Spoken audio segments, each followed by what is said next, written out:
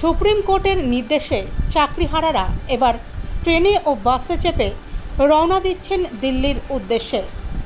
রবিবার বিকেল 5:30 নাগাদ কলকাতায় সংবাদ মাধ্যমের মুখোমুখি হয়ে এমনটাই জানিয়েছেন তারা। আগামীকাল দিল্লির উদ্দেশ্যে বাসে করে রওনা দিচ্ছেন সদ্য চাকরিহারারা 75 জন। এই সফরে ভাগীদারি হবেন এবং কিছু সংখ্যক চাকরিহারারা ট্রেনে করে যাবেন। বাসে করে যারা যাবেন তাদের কাছে লিফলেট থাকবে। বিভিন্ন রাজ্যের ওপর দিয়ে তারা যাবেন। সেখানে বাস দাঁড় করিয়ে 10 থেকে 15 মিনিট তাদের বক্তব্য পেশ করবেন ও লিফলেট বিলি করবেন।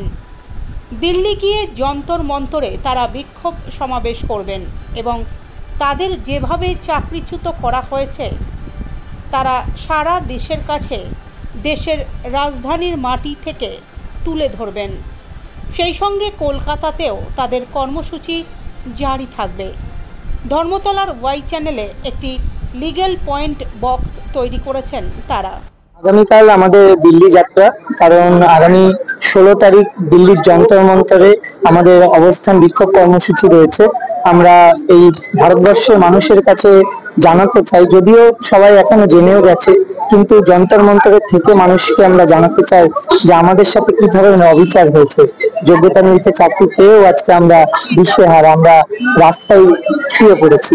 তো আজকে কালকে যে আমাদের যাত্রাটা আছে সেখানে আমরা লিফলেট রেডি করেছি।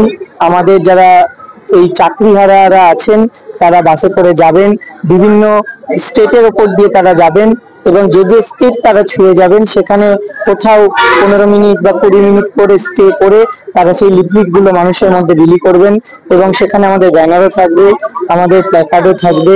মানুষের কাছে আমরা জানাতে চাই যে দেশে বা রাজ্যে আমাদের এই যে শিক্ষিত হয়েও, আজকে যোগ্য হয়েও আমরা সসম্মানে এত বছর চাকরি করেও হঠাৎ করে আমাদের মুখের গ্রাস যেন কেড়ে নেওয়া হলো, জীবনটাকে যেন শেষ করে দেওয়া হলো, এটা সবার জানা উচিত।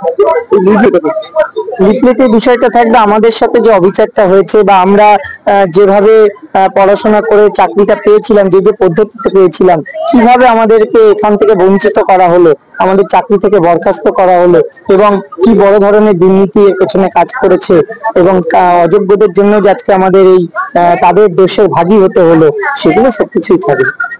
যন্তর মন্তরে তো আপনারা ধর্ণা দেবেন, কতদিন যাচ্ছেন এখান থেকে, কিভাবে যাবেন?